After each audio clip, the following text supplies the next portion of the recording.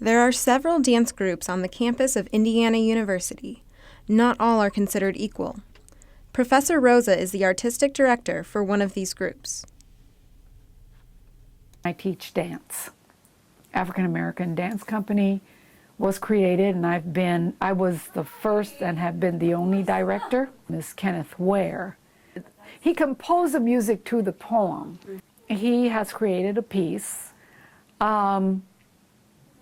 that sort of underscores the experience of this one poem written by Langston Hughes called Death in Harlem. And now I'm creating a piece around it.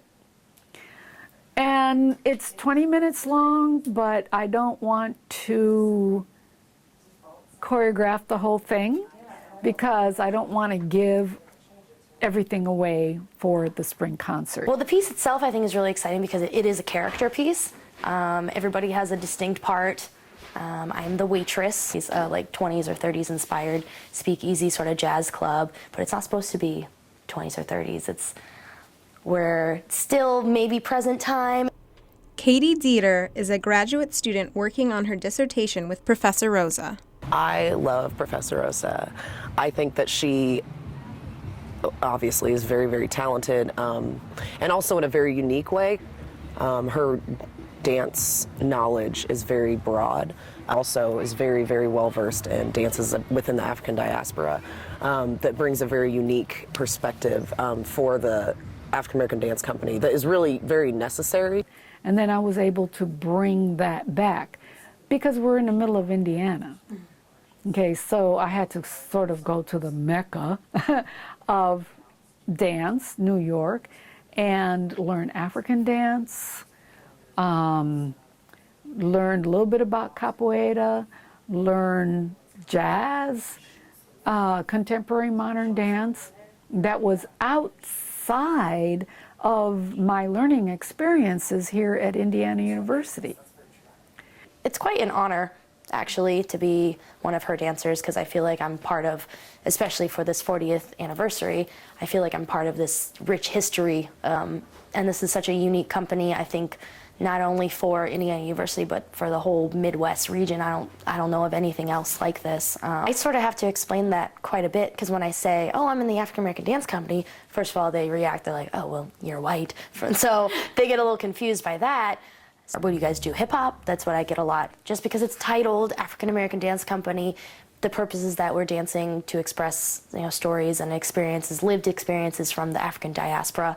One of my biggest challenges is for people to understand that we are not just one thing. African American Dance Company, just because of the name, people already have a preconceived notion of who's in it, what we do, how we act, how we dance. They minimize and diminish who we are.